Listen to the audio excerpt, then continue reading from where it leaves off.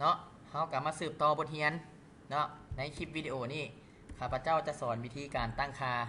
Postgres เนาะหรือว่า PG Admin แล้วก็เนาะตั้งค่าและก็การสร้างดัตต้าเบสต่างๆเนาะก่อนอื่นแม่ในเฮาเมื่อเฮาติดตั้งแล้วให้เฮาไปเปิดเอามาใส่เนาะ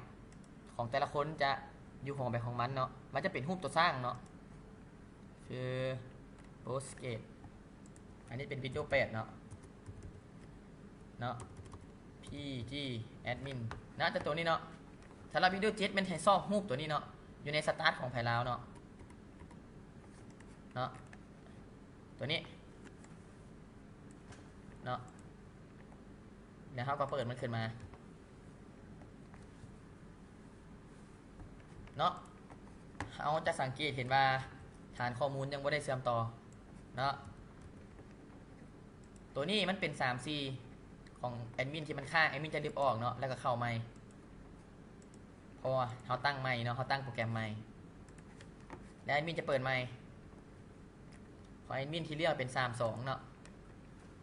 โพสมันเนาะพอดมันเนาะจะเป็น32แล้วเขาก็คลิกขวาเนาะคอนเนคเลยรหัสแมนเขาใส่ตามที่เขาลงทะเบียนทัดแอดมินใส่123เนาะเขาก็โอเคไปเนาะตัวนี้ฐานดัตต้าเบส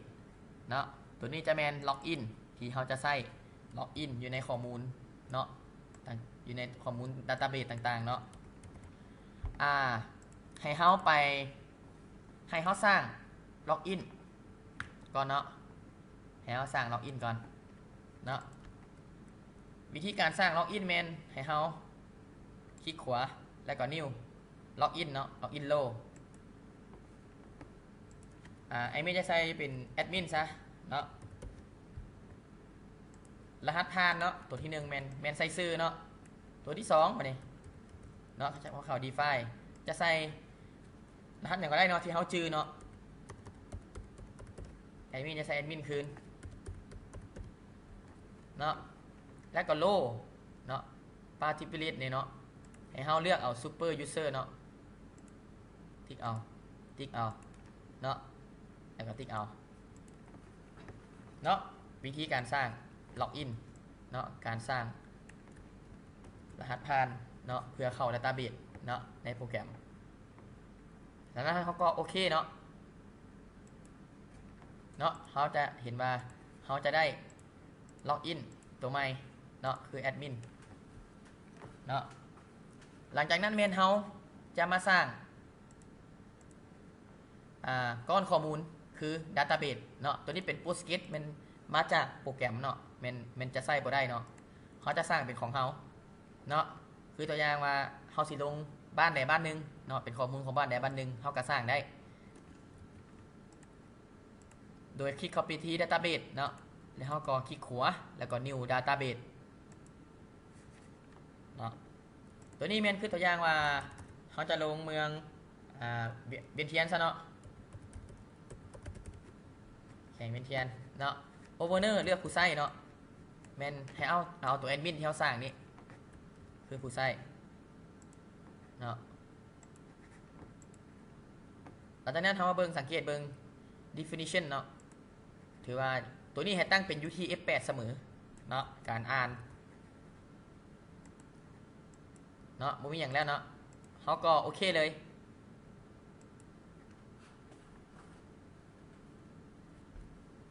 เนาะเราถามแป๊บนึงมันกำลังสร้างก้อนดัตต้าเบสใหม่ขึ้นมาเนาะนี่จะได้เวียนเทียนเนาะ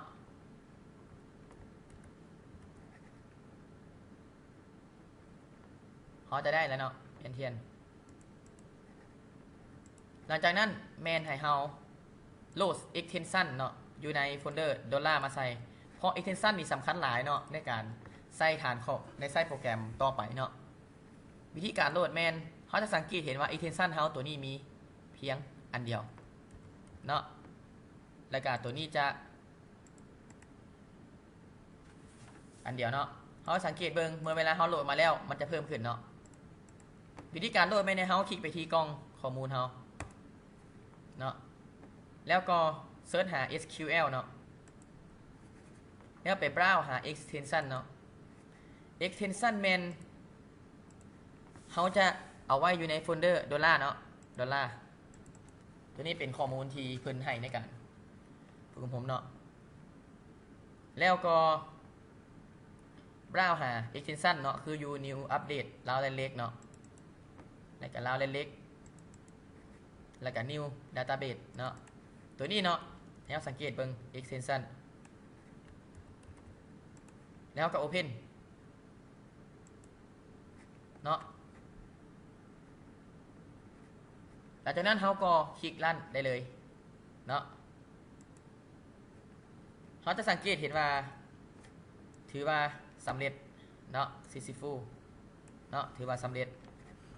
ถ้าบ่ successful มันerror ก็แปลว่าให้มีการแก้คืนใหม่เนาะหลังจากนั้นแมนเขาจะมา restore เอาข้อมูลฐานข้อมูล database เนาะที่จะมีเมืองแข่งต่างๆเนาะ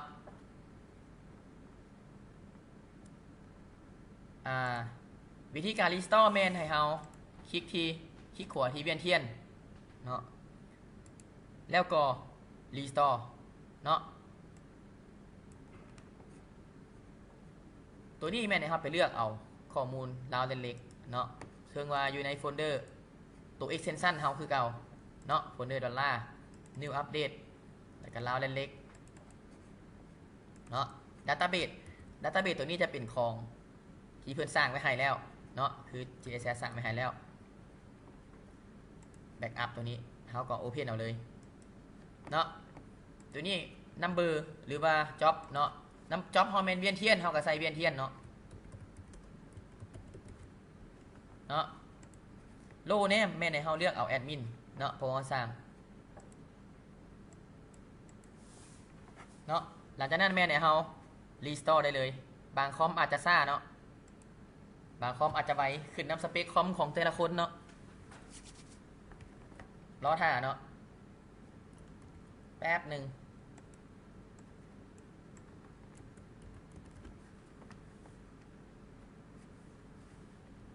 เนาะมันกำลังลั่นอยู่กำลังลั่นข้อมูล database เพราะว่ามันนักเนาะ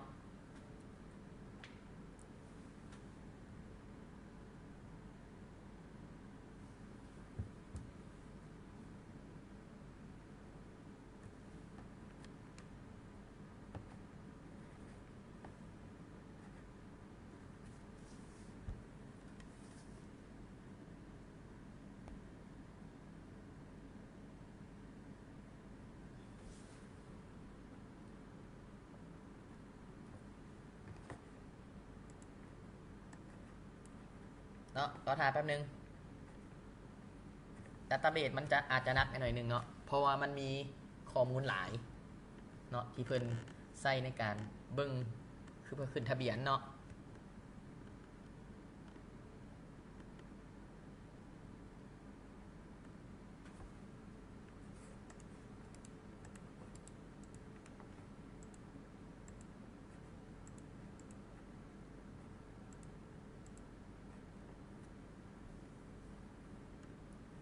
รอท่าแป๊บนึงเนาะ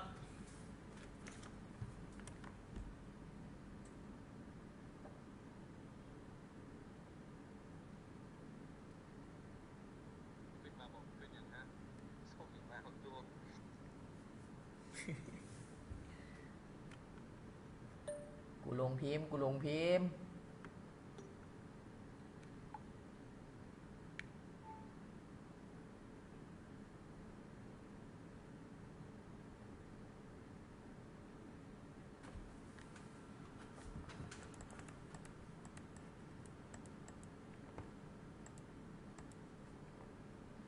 ถ้ามันค้างเขาก็เปิดขึ้นมาใหม่เนาะเพราะว่าเขาก็เริ่มคือเก่าเพราะเขามีฐานตัวนี้เราที่เขาสร้างไว้เนาะมันบ่ได้ค้างเนาะมันถือว่าสำเร็จเนาะก็ถือว่าสำเร็จเนาะหลังจากนั้นเขาลองรีเฟซเบิ่งเนาะคลิกเซเว่นเทียนลองรีเฟซเบิ่งเขาจะสังเกตเห็นว่า extension เขาจะขึ้นมาเป็น3เนาะแล้วก็ square meter เขาจะเป็น6เนาะ เขาจะมีข้อมูลขึ้นมาเนาะจะจบเพียงเท่านี้เนาะสำหรับการตั้งค่า Database โปรแกรม PG Admin เนาะซึ่งว่าขั้นตอนต่อไปจะเป็นการติดตั้งโปรแกรม QGIS เนาะเพื่อแต้มตอนดินต่างๆเนาะก็ขอขอบใจ